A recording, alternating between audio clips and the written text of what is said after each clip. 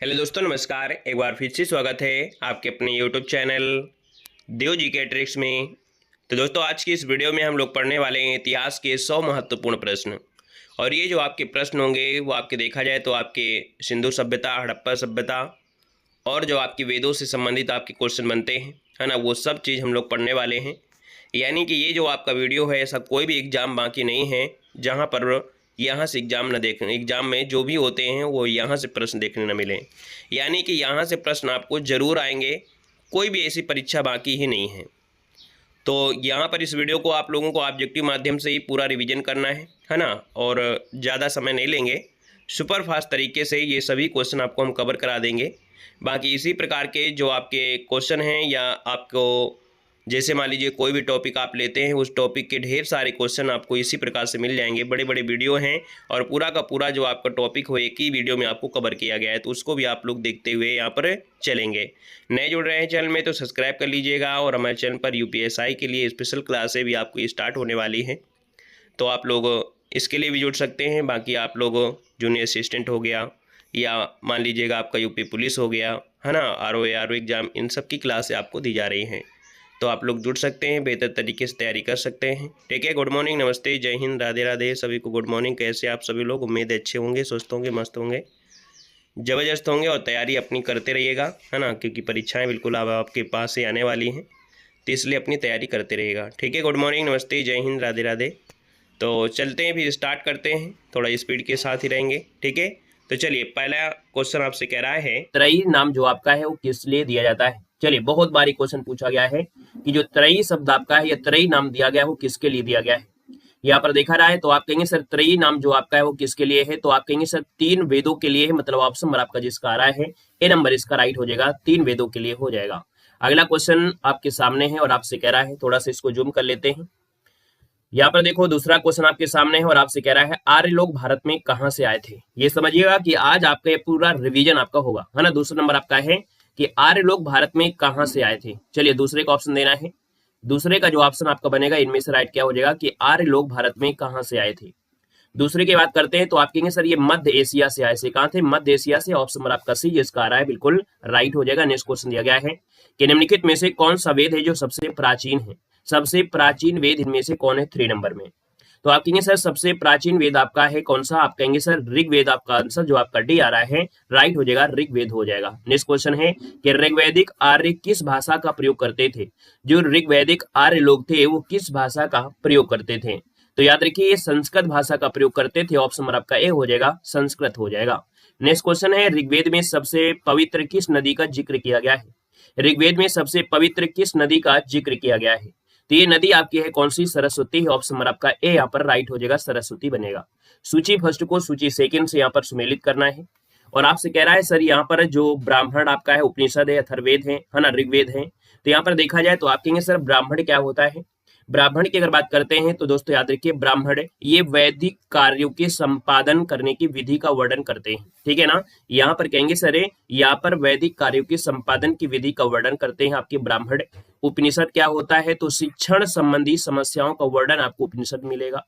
अथर्ववेद की बात करते हैं तो अथर्ववेद क्या हो जाएगा? तो अथर्ववेद याद रखिए जन साधारण के जो रीति रिवाजों का व्याख्यान करता है वो आपके अथर्ववेद में है। और ऋग्वेद की बात करते हैं तो ऋग्वेद में जो आपका है वो अश्वेता के साथ भाषा में समानता ये दिया है। तो इसका स्क्रीनशॉट ले लीजिएगा, आप लोगों के लिए नया क्वेश्चन आपका होगा, स्क्रीनशॉट ले सकते हैं। आइएगा नेक्स्ट क्वेश्चन के साथ। नेक्स्ट क्वेश्चन दिया गया है कि प्राचीन हिंदू विधि का लेखक किसको कहा जाता है। प्राचीन हिंदू विधि का जो लेखक है वो किसको कहा जाता है? यहाँ पर ऑप्शन क्या हो जाएगा?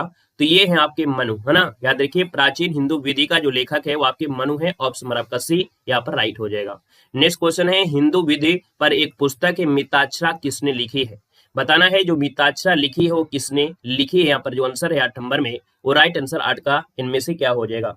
तो 8 की बात करते हैं तो आप कहेंगे सर मिताक्षरा लिखा है विज्ञानेश्वर। ऑप्शन नंबर आपका सी यहाँ पर राइट हो जाएगा। यहाँ पर देखा जाए तो आपके कुछ आपकी पुस्तकें हैं, है ना, कुछ आपकी पुस्तकें हैं जिनको आपको यहाँ पर क्या करना है, पढ़ लेना है, क्योंकि यहाँ से आपके ढेर सारे आपके क्वेश्चन बन जाते हैं, है ना। जैसे कि यहाँ पर देखिए अर्थशास्त्र के जो आपके लेखक है कौटिल्य हो जाएंगे, अष्टाध्यायी के आपके हो जाएंगे पाणिनि हो जाएंगे, महाभारत के आपके पतंजलि होंगे, राजतरंगी के कल्हड़ हैं, विक्रमांक देवचरित के विल्हड़ हैं, पृथ्वीराज रासो आपके चंद्रबरदाई, पृथ्वीराज विजय जनक भट्टे, हर्षचरित आपके बाण भट्टे, मुद्रा राक्षस आपके विशाख दत्ते, मिताक्षरा के विज्ञानेश्वर, दाय भाग के आपके जीमुत वाहन, अभिज्ञान शकुंतलम के कालिदास, वाल्मीकाग्निमित्रम के कालिदास हैं, ऋतु संहार के कालिदास हैं, है ना, विक्रमोर्वशी के आपके कालिदास हैं, रघुवंशम के भी कालिदास हैं, और पंचतत्व के भी आपके विष्णु शर्मा हो जाएंगे, है ना। तो ये कुछ महत्वपूर्ण आपके रहे हैं। अगला क्वेश्चन आपके सामने कह रहा है सर्वप्रथम भारत पर आक्रमण किया था।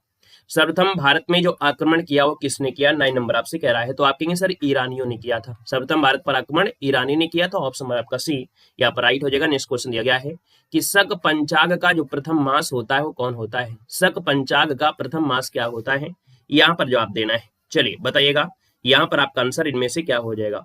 शक पंचाग का प्रथम मास कौन होता है, ये बहुत बार क्वेश्चन पूछा गया है। बिल्कुल सही है, ये चैत्र, जिसका ऑप्शन आ रहा है चैत्र बिल्कुल सही हो जाएगा। जिसका ऑप्शन आया बिल्कुल सही है। अगर हम आपसे पूछे सर अंतिम कौन होता है, ये तो आपका प्रथम है। अगर हम आपसे पूछे सर अंतिम क्या होता है, तो अंतिम बता सकते हैं क्या, कोई बताइएगा। अंतिम जो आपका होता है वो कौन सा होता है, फाल्गुन होता है। क्या होता है, तो याद रखिए जो आपका फाल्गुन होता है ये अंतिम होता है, याद रखिएगा। नेक्स्ट क्वेश्चन दिया गया है कि शक संवत पर आधारित पंचाग का अंतिम महीना। देखो वही क्वेश्चन आपका दिया भी गया है, तो आप कहेंगे सर ऑप्शन डी हो जाएगा, फाल्गुन हो जाएगा। नेक्स्ट क्वेश्चन है कि पुराणों की कुल संख्या कितनी है। पुराणों की कुल संख्या जो आपकी हो कितनी है, 12 नंबर में। तो आप कहेंगे सर पुराणों की संख्या आपकी 18 है, ऑप्शन आपका डी हो जाएगा 18। नेक्स्ट क्वेश्चन है गायत्री मंत्र का जो सर्वप्रथम उल्लेख मिलता है वो कहां पर मिलता है। गायत्री मंत्र का जो सर्वप्रथम उल्लेख किया गया है वो आपके ऋग्वेद में किया गया है। ऑप्शन आपका अगर ये आ रहा है तो बिल्कुल सही हो जाएगा। अगला है शक संवत जो कि 78 ईस्वी से प्रारंभ होता है, ये प्रकट करता है। ये जो 78 ईस्वी आपकी है, ये शक संवत जो आपका प्रारंभ माना जाता है वो आपकी कनिष्क के शासन से माना जाता है। ऑप्शन नंबर आपका यहाँ पर ए नंबर राइट हो जाएगा। ऋग्वेद में कितने मंडल हैं, बताना है। ऋग्वेद में कितने मंडल हैं, 15 की बात करते हैं तो ऋग्वेद में मंडलों की संख्या कितनी है, आपके 10 आंसर जिसका आ रहा है बिल्कुल सही हो जाएगा, 10 हो जाएगा। यहाँ पर अगला क्वेश्चन दिया गया है, कह रहा है वैदिक साहित्य में शिव का कौन सा रूप सबसे पहले मिलता है। वैदिक साहित्य में शिव का कौन सा रूप है जो सबसे पहले मिलता है। 16 का ऑप्शन देना है, तो यहाँ पर 16 का ऑप्शन सी हो जाएगा, रुद्र रूप, है ना। कौन, रुद्र, ऑप्शन नंबर आपका सी बनेगा। भारत के प्रतीक चिन्ह की जो आधार पट्टी है उस पर अंकित जो लिखा है सत्यमेव जयते, वो किससे लिया गया है। तो सत्यमेव जयते जो लिया गया है वो कहां से लिया गया है, तो आप कहेंगे सर मुंडक उपनिषद से लिया गया है।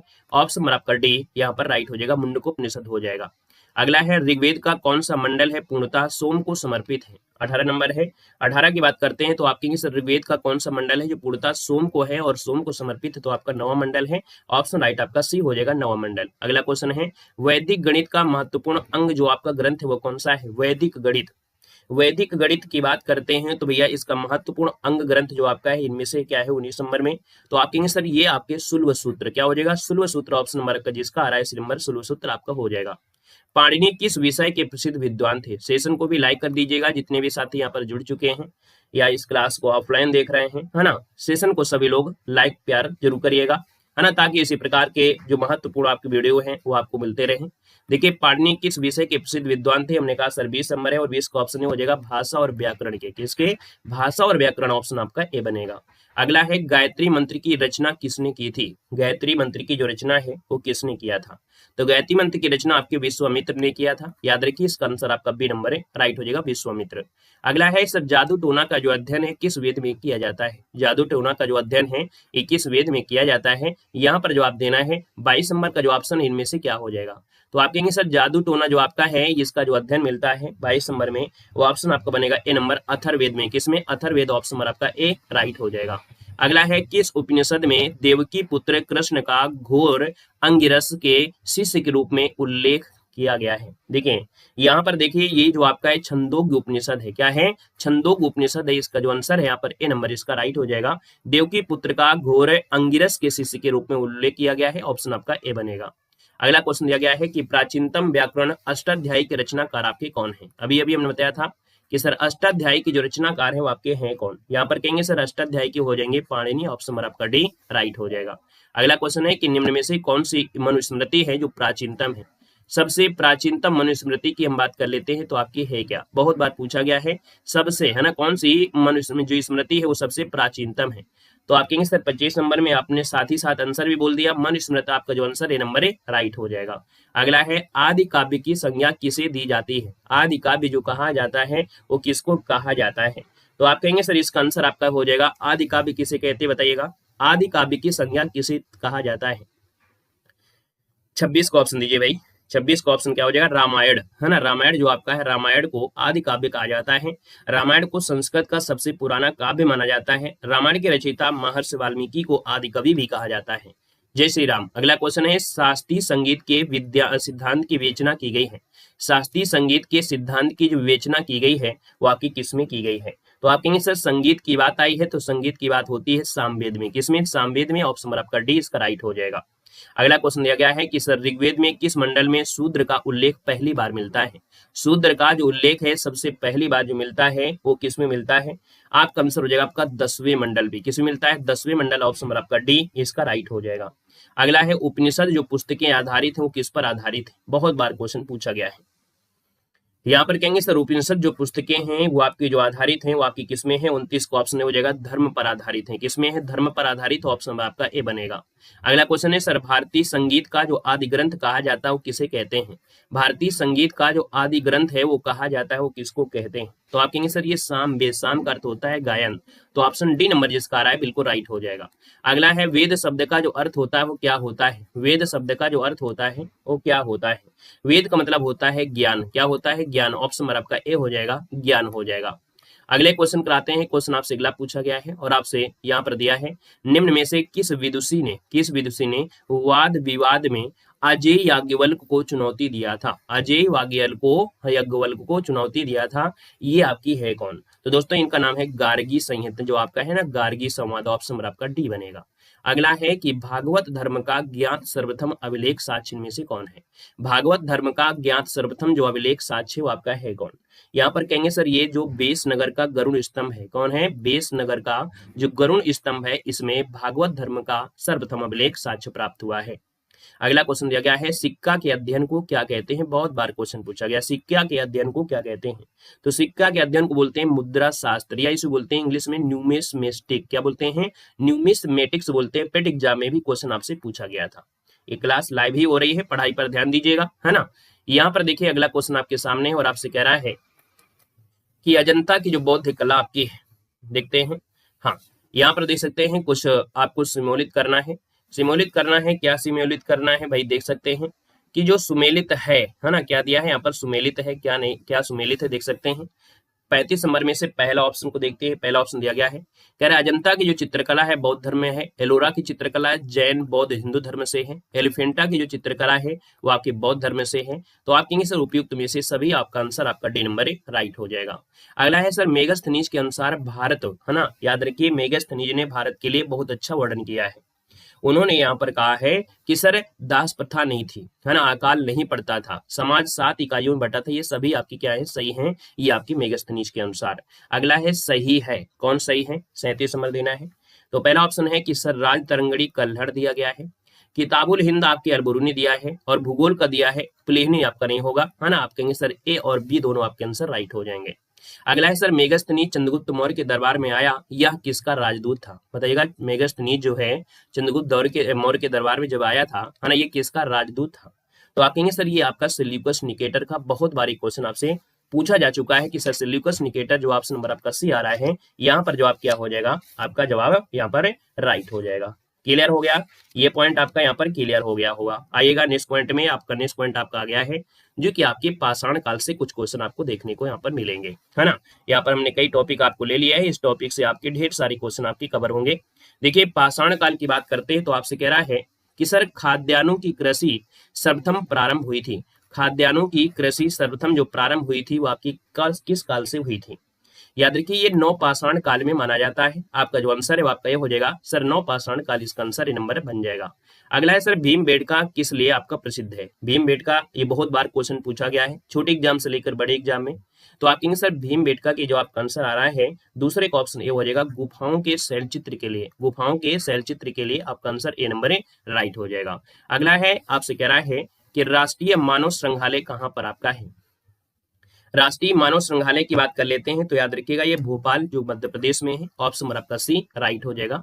अगला क्वेश्चन दिया गया है गर्त आवास के जो साक्ष्य प्राप्त हुए हैं वो कहाँ से प्राप्त हुए हैं। गर्त साक्ष्य, गर्त मतलब होता है गड्ढा में रहने के लिए जो आपके साक्ष्य मिले हैं वो मिले हैं आपके कहाँ से, तो बुर्ज होम, बुर्ज होम जो कि आपकी जम्मू कश्मीर राज्य में स्थित है ना। 16 गर्त निवास के साक्ष्य यहाँ से मिले हैं। तो आपका जो आंसर आपका ये नंबर इसका राइट हो जाएगा। ऊपर की ओर पतले होते थे और नीचे को चौड़े होते जाते थे। अगला क्वेश्चन यहाँ पर दिया गया है, कह रहा है भारतीय उपमहाद्वीप में कृषि के प्राचीनतम साक्ष्य कहाँ से प्राप्त हुए हैं। 5 की बात करते हैं तो कृषि के मिले मेहरगढ़, जिसका जवाब आ रहा है बिल्कुल सही हो जाएगा। याद रखिए मेहरगढ़, और दोस्तों उत्तर प्रदेश के लहुरा देव से भी आपके साक्ष्य मिले हैं। इसका आंसर आपका सी हो जाएगा। नेक्स्ट क्वेश्चन दिया गया है, कह रहा है कि पशुओं को पालतू बनाए जाने का जो प्राचीनतम साक्ष्य मिला है किन 2 स्थलों से प्राप्त होता है।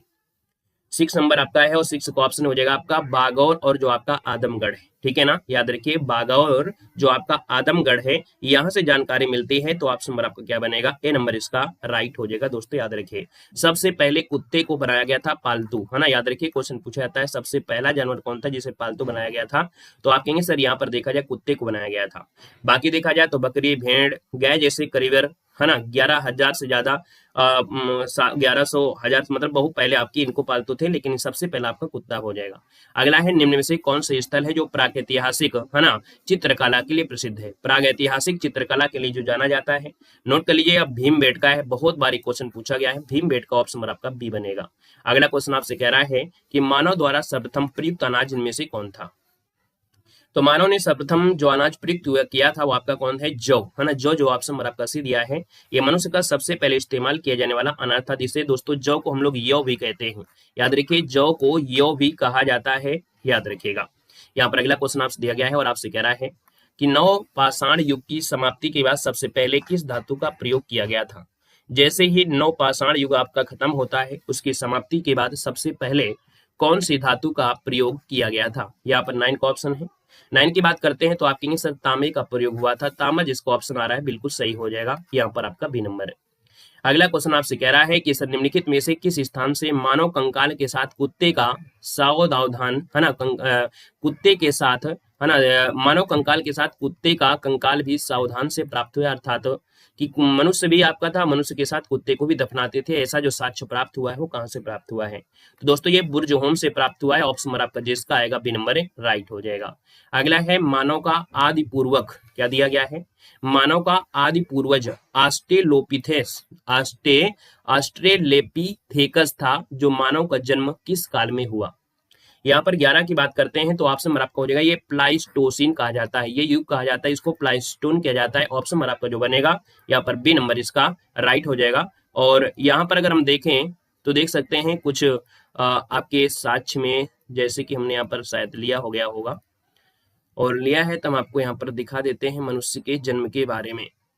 हाँ देखिए यहाँ पर दिया है निम्न, जैसे आपका पूरा पाषाण काल जिसे बोलते हैं पेलियोलिथिक बोलते हैं, इसमें आखेटक और संग्राहक का समय रहता था।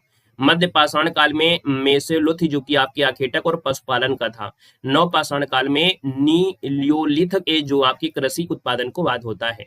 देखो निम्न पाषाण जो आपका है पाकिस्तान के सोहन नदी घाटी के क्षेत्र से संबंधित आपका है ना, और इससे आज के साक्ष्य मिले, इसलिए इसे सोहन संस्कृत भी कहा जाता है। ठीक है ना, मध्य पाषाण में जो हुआ था तो उसमें आपको शायद दिख नहीं रहा होगा, है ना, दिख नहीं रहा होगा। चलिए कोई बात नहीं, इसको अलग से हम आपको पढ़ाएंगे।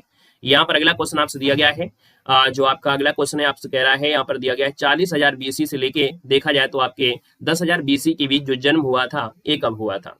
यहाँ पर 12 नंबर दिया है और 12 की अगर बात करते हैं तो ऑप्शन सी हो जाएगा होमो सेपियंस। याद रखिए ये जो आपका जन्म है उस व्यक्ति को हम लोग होमो सेपियंस कहा गया है। ऑप्शन नंबर आपका सी यहाँ पर राइट हो जाएगा। अगला दिया गया है शैलाश्रय गुफा घर का जो प्रमाण सबसे पहले मिला है ना। याद रखिए शैलाश्रय जो गुफा घर है इसका प्रमाण सबसे अधिक जो मिलता है वो कहाँ से मिलता है, तो ये भीमबेटका से मिलता है। उसका ऑप्शन आपका बी हो जाएगा। थ्योरी को हम अलग से पढ़ा देंगे ना इसलिए। अगला क्वेश्चन दिया गया है कोल्डी हवा से सर्वप्रथम चावल का प्रमाण और चिरांद से हड्डी का औजार मिला, तो मालिक के शव के साथ कुत्ते को जब दफनाए जाने का प्रमाण मिला है वो आपके कहां से मिला है। यहाँ पर आपका जो आंसर बनेगा वो राइट इनमें से क्या हो सकता है, इसका आंसर देना है। तो हमने कहा सर यहाँ पर देखा जाए 14 नंबर है और 14 का जो ऑप्शन आ गया है वो आपका हो जाएगा बुर्ज होम। अभी बताया था ना, बुर्ज होम से मालिक के साथ कुत्ते को दफनाए जाने के साक्ष्य मिले हैं। पाषाण काल के बारे में कौन सी जानकारी प्रस्तुत है, अर्थात पाषाण काल के बारे में सर्वप्रथम जो जानकारी प्रस्तुत किया था वो किसने किया था। तो दोस्तों याद रखिए ये आपके रॉबर्ट ब्रूसफुट हैं, रॉबर्ट ब्रूसफुट हैं जिन्होंने सर्वप्रथम पाषाण काल के बारे में दिया था। खुश रहिए भैया, इसे सफल बनाएं।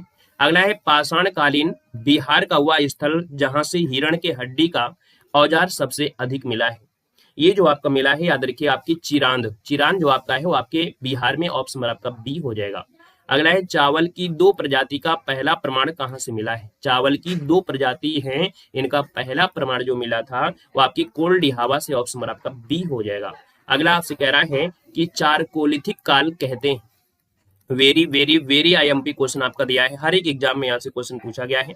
तो दोस्तों ताम्र पाषाण काल को कहते हैं, याद रखिए ताम्र पाषाण काल को चारकोलिथिक कहते हैं। इस समय में जो औजार हुआ करते थे छोटे छोटे हुआ करते थे और नुकीले हुआ करते थे। अगला क्वेश्चन दिया गया है, कह रहा है बागोर राजस्थान में है तो आदमगढ़ और भीमबेटका कहाँ पर है।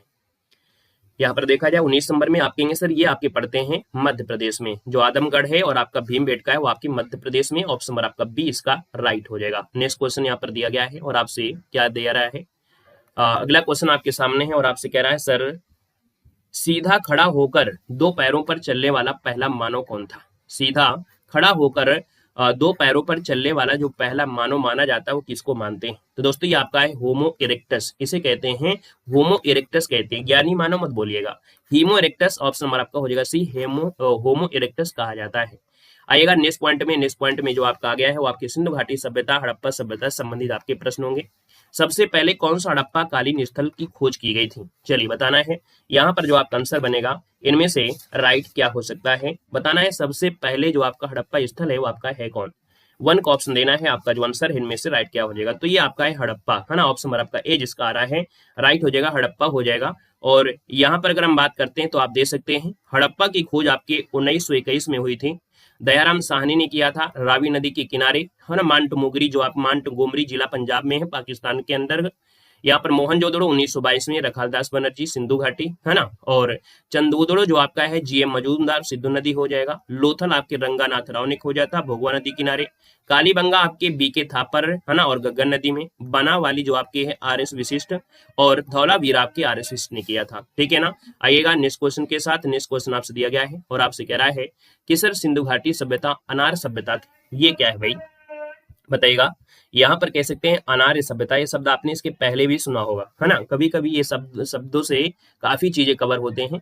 देखो यहाँ पर दिया गया है, कह रहा है सर कि सिंधु घाटी सभ्यता अनार्य सभ्यता थी क्योंकि, तो आप कहेंगे सर ये जो सभ्यता थी एक शहरी सभ्यता थी, है ना। जैसे आज के समय में जो शहर होते हैं, है ना, वैसे शहर आपके समझो सिंधु घाटी सभ्यता में हुआ करते थे, है ना। कितना विकसित पहले के लोग भी हुआ करते थे। यहाँ पर शहरी, बस टेक्नोलॉजी नहीं थी, है ना, टेक्नोलॉजी नहीं थी लेकिन उनकी टेक्नोलॉजी अलग प्रकार की थी। तो यहाँ पर आंसर आपका हो जाएगा। नेक्स्ट क्वेश्चन दिया गया है कि हड़प्पा की सभ्यता निम्नलिखित में से संबंधित, हड़प्पा की सभ्यता है और ये जो आपकी संबंधित है वो आपकी किससे संबंधित है। आप कहेंगे सर ये कांस्य युगीन सभ्यता है, ऑप्शन नंबर आपका ए इसका राइट हो जाएगा। अगला है कि सिंधु घाटी सभ्यता के लोग किसकी पूजा करते थे। सिंधु घाटी सभ्यता के लोग हैं किसकी पूजा करते थे, तो दोस्तों याद रखिए पशुपति, है ना, पशुपति जो ऑप्शन है आपका डी नंबर राइट हो जाएगा। अगले क्वेश्चन कराते हैं। क्वेश्चन आपसे दिया गया है और आपसे कह रहा है हड़प्पा संस्कृत की मुद्राओं और पक्की मिट्टी को कलाकृतियों पर किस पशु का चित्रण नहीं किया गया है। हमारे पास ढेर सारी बुकें हैं, आप बुकों के पीछे मत भागिए, हमारे कंटेंट के पीछे भागिए, क्योंकि बहुत ऐसे बुकें होती हैं जो स्पेशल कोचिंग की बुकें बाहर नहीं आती हैं, ठीक है ना, वो वहीं के बच्चों के लिए आपकी दी भी जाती है ना। तो किताबों मत पढ़िए कि कौन सी किताब से पढ़ाते हैं, हमारे पास किताबों का भंडार है, जहां से अच्छा कंटेंट मिलता है वहां से उठाकर आपको पढ़ाते हैं, ठीक है। स्पेशल कोई हमारे पास एक बुक नहीं है कि मैं एक बुक से पढ़ाए, और एक बुक से अगर होती तो हम आपसे खुद सजेस्ट बोलते कि ये बुक ले लीजिए। अब ऐसे थोड़ा हम कहेंगे कि 10 बुक आप ले लीजिए, 10 बुक में से आपको मिलेंगे, हर जगह से अलग अलग कंटेंट उठाते हैं, ठीक है ना, कोई स्पेशल बुक नहीं होती है। देखो हड़प्पा संस्कृत की मुद्राओं और पक्की मिट्टी की कलाकृतियों में जो किस पशु का चित्रण नहीं किया गया है, देखिए 5 नंबर है। और 5 की बात करते हैं तो दोस्तों यहाँ पर देखा जाए तो आप कहेंगे सर हाथी है, गैंडा है और बाघ है, लेकिन गाय का चित्रण इसमें नहीं हुआ है, ऑप्शन नंबर आपका ए इसका राइट हो जाएगा। अगला है निम्नलिखित में से किस विद्वान ने सर्वप्रथम हड़प्पा सभ्यता के जो अवशेषों को खोजा था। यहाँ पर देखा जाए तो आपका जो आंसर है यहाँ पर राइट इनमें से क्या हो सकता है, इसका आंसर देना है। चलो हमने कहा सर निम्नलिखित में से किस विद्वान ने सर्वप्रथम हड़प्पा सभ्यता के अवशेषों को खोजा था। 6 का ऑप्शन दिया है, आपका जो आंसर है राइट क्या हो जाएगा। तो आप कहेंगे सर यहाँ पर अभी आपने बताया था दयाराम साहनी, है ना, याद रखिए हड़प्पा सभ्यता आपके दयाराम साहनी, ऑप्शन नंबर आपका डी इसका राइट हो जाएगा। सिंधु घाटी सभ्यता की लिपि कैसी थी, बताइएगा सिंधु घाटी सभ्यता की लिपि। तो कहेंगे सर अभी तक सही पहचान नहीं हो पाई है ना। हमने कहा सर इसका जो आंसर है यहाँ पर डी नंबर इसका राइट हो जाएगा। अगला क्वेश्चन है कि सर हड़प्पा कालीन सभ्यता का जो विशाल कोठार है जिसको अनाज संग्रह भी कहते हैं, है ना, अन्नागार भी कहते हैं, ये कहाँ पर मिला है। 8 नंबर आपसे कह रहा है। तो आप कहेंगे सर ये मोहनजोदड़ो से प्राप्त हुआ है, ऑप्शन नंबर आपका ए हो जाएगा। सिंधु सभ्यता का बृहद स्नानागार किस स्थल से प्राप्त हुआ है। तो आप कहेंगे सर बृहद स्नानागार भी देखा जाए तो आपके मोहनजोदड़ो से ही प्राप्त हुआ है, ऑप्शन नंबर आपका ए बनेगा। सिंधु घाटी सभ्यता के अवशेष चिन्ह बतलाते हैं कि लोगों का जो मुख्य धंधा था वो आपका था क्या। मतलब सिंधु घाटी सभ्यता के समय लोगों का जो मुख्य धंधा था वो आपका कृषि था, ऑप्शन नंबर आपका ए राइट हो जाएगा, कृषि हो जाएगा। अगला है सिंधु घाटी सभ्यता का पत्तन नगर इनमें से कौन था। पत्तन मतलब जो बंदरगाह होता है। तो याद रखिएगा ये जो आपका 11 का ऑप्शन है वो 11 का ऑप्शन जो बनेगा वो आपका हो जाएगा लोथल, जो कि आपका गुजरात में सबसे बड़ा बंदरगाह हुआ करता था। अगला क्वेश्चन है कि हड़प्पा लोगों को किसकी जानकारी नहीं थी। हड़प्पा के जो लोग थे उनको कुम्हारों का चाक चलाना, आग, गेहूं सब था, लेकिन लोहे की जानकारी नहीं थी, ऑप्शन नंबर आपका सी राइट हो जाएगा। सिंधु सभ्यता के लोगों के घर जो बने होते थे किससे बने होते थे, यहाँ पर बताना है कच्ची ईंटों के या पक्की ईंटों के। यहाँ पर क्वेश्चन नंबर आपका 13 है, जल्दी से कमेंट करिएगा कि सिंधु सभ्यता के लोगों के जो घर बने होते थे वो कैसे बने होते थे, लोहे के बने होते थे क्या। यहाँ पर 13 का ऑप्शन दीजिएगा। तो आप कहेंगे सर 13 नंबर में देखो कच्ची ईंटों के आपके नहीं थे, यहाँ पर पक्की ईंटों के थे, ऑप्शन नंबर आपका बी इसका राइट हो जाएगा, पक्की ईंटों के थे। अगला क्वेश्चन दिया गया है निम्नलिखित में से मोहनजोदड़ो में पाई जाने वाली, है ना, पाई गई सबसे बड़ी इमारत इनमें से कौन थी। यहाँ पर 14 का ऑप्शन देना है और 14 का भी ऑप्शन गूगल में कई जगह अलग अलग मिलता है ना। यहाँ पर अगर बात करते हैं 14 नंबर में तो आप कहेंगे सर यहाँ पर जो आंसर आ गया है वो राइट इनमें से क्या होगा। यहाँ पर अन्नागार, ऑप्शन नंबर आपका बी हो जाएगा, अन्नागार जिसको ऑप्शन आ रहा है बिल्कुल राइट हो जाएगा। गूगल में कहीं कहीं स्नानागार भी दिया है लेकिन वो गलत है। याद रखिए अन्नागार देना, हमने आपको याद कराने के लिए बोला था कि आप साल भर मेहनत करते हैं किसके लिए, अन्न के लिए, अपने पेट के लिए, किसके लिए, पेट के लिए मेहनत करते हैं। तो उस अन्न को जो आपका गेहूं होता है, चावल होता है, उसके लिए आप देखिए कोठी बनाते हैं, है ना, कोठियां बनाते हैं और कोठियों में पैक करते हैं। तो उसके लिए काफी बड़ा जगह आपको लेना पड़ता है, लेकिन पानी में तो एक ड्रम भर लोगे तो उसको भी नहाते रहोगे, है ना। तो इसलिए ऑप्शन नंबर आपको बी यहाँ पर लगाना है, याद रखिएगा, है ना। इसमें गलतियां काफी लोग कर देते हैं। बिना दुर्ग के एकमात्र सिंधु नगर इनमें से कौन था। बिना दुर्ग के एकमात्र सिंधु नगर इनमें से जो था 15 नंबर में ऑप्शन डी हो जाएगा, चौहुदाड़ो, है ना, जो ऑप्शन है आपका डी नंबर, ये बिना दुर्ग के ही था, ऑप्शन नंबर आपका डी बनेगा। अगला है निम्नलिखित में से कौन सा हड़प्पा सभ्यता का प्रकाश डालता है। हड़प्पा सभ्यता में जो प्रकाश डालता है वो आपका जो पुरातात्विक खुदाई हुई है, कौन हुई है, पुरातात्विक खुदाई हुई है, ऑप्शन नंबर आपका ए यहाँ पर राइट हो जाएगा। नेक्स्ट क्वेश्चन दिया गया है कि हड़प्पा स्थलों की खुदाई में निम्नलिखित में से क्या नहीं मिला है। हड़प्पा सभ्यता की खुदाई में क्या नहीं मिला है। यहाँ पर देखा जाए तो आप कहेंगे सर देखा जाए तो नालियां, कुएं मिले, दुर्ग मिले हैं, धान्यागार भी मिला है। यहाँ पर दिया है शिखर सहित मंदिर आपके नहीं मिले हैं। तो 17 का ऑप्शन जो बनेगा वो आपका डी हो जाएगा, शिखर सहित मंदिर आपके नहीं मिले हैं। चलिए ये जीएस नहीं है तो भैया है क्या, ये तो बताओ हमको। ये जीएस नहीं है, बताओ ये क्या है, हमको यही बता दो। हमको आज तक ना पता चला जीएस होती क्या है। पढ़ाते पढ़ाते हम बुढ़े हो गए लेकिन हमको ये नहीं पता चला जीएस होती क्या है। क्योंकि हम तो हिस्ट्री पढ़ा देते हैं, ज्योग्राफी पढ़ाते हैं, टेस्ट पेपर भी सोल्व कराते हैं, मॉडल पेपर भी आपको सोल्व कराते हैं जिसमें सब कुछ होता है, लेकिन स्पेशल जीएस आपकी कहाँ से प्रकट होती है वो हमको बताइए थोड़ा। ये जीएस होती क्या है। हमने तो सब कुछ पढ़ा देते हैं आपको, जीएस जो आपको मॉडल पेपर होता है उसमें जो भी सामान्य ज्ञान होती है, लेकिन ये जीएस होती क्या है हमको ये बताइए। जो कमेंट करते हैं कि सर ये जीएस क्या होती है बताओ। देखो दिया है किस स्थान से हड़प्पा सभ्यता के से संबंधित पक्की मिट्टी का हल जो मिला है वो आपकी कहाँ से मिला है। हमने कहा सर पक्की मिट्टी के जो हल मिला है वो कहाँ से मिला है। तो आप कहेंगे सर यहाँ पर आंसर हो जाएगा बनवाली से। कहाँ से, बनावाली, ऑप्शन नंबर आपका ए राइट हो जाएगा। अगला दिया गया और आपसे कह रहा है कि सिंधु घाटी सभ्यता की प्रमुख विशेषता आपकी है क्या। सिंधु घाटी सभ्यता की प्रमुख विशेषता है क्या। यहाँ पर देखा जाए तो आप कहेंगे सर यहाँ पर देखिए नगरीय योजना थी उस समय, जो आपकी नगरीय योजना थी, ऑप्शन नंबर आपका ए इसका राइट हो जाएगा। अगला है आपसे कह रहे हैं हड़प्पा वासी किस वस्तु के उत्पादन में सर्वप्रथम थे। बताना है कि हड़प्पा वासी किस वस्तु के उत्पादन में सर्वप्रथम हुआ करते थे। यहाँ पर जो आंसर है वो आपका बनेगा दोस्तों कपास के लिए, ना, कपास, इसलिए यहाँ की सभ्यता को सिंधन सभ्यता भी कहते हैं।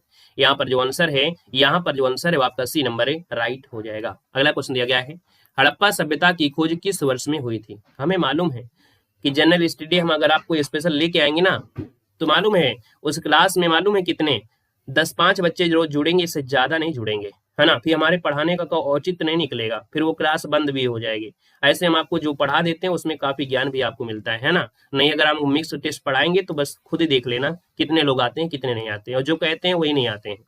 देखो हड़प्पा सभ्यता की खोज किस वर्ष में हुई थी, 21 नंबर दिया है, और 21 में कहेंगे सर 1921, है ना। हड़प्पा सभ्यता की खोज आप कहेंगे सर 1921, ऑप्शन नंबर आपका डी बनेगा। भारत में खोजा गया सबसे पुराना शहर कौन सा है, भारत में खोजा गया सबसे पुराना शहर जो आपका है इनमें से कौन होगा, तो आप कहेंगे सर ये तो आपका हड़प्पा है, ऑप्शन नंबर आपको ए देना है, हड़प्पा देना है, ना कि मोहनजोदड़ो देना है, हड़प्पा देना है। अगला दिया गया है कि किस हड़प्पा स्थल से चावल उगाने का साक्ष्य सूचित हुआ है।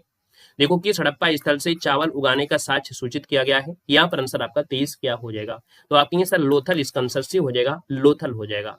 हड़प्पा के मिट्टी के बर्तनों पर समानता किस रंग का उपयोग हुआ था दोस्तों, वेरी वेरी एम्पटी क्वेश्चन है, बहुत बार पूछा गया है। बताना है कि हड़प्पा के मिट्टी के बर्तनों पर समानता किस रंग का उपयोग हुआ था।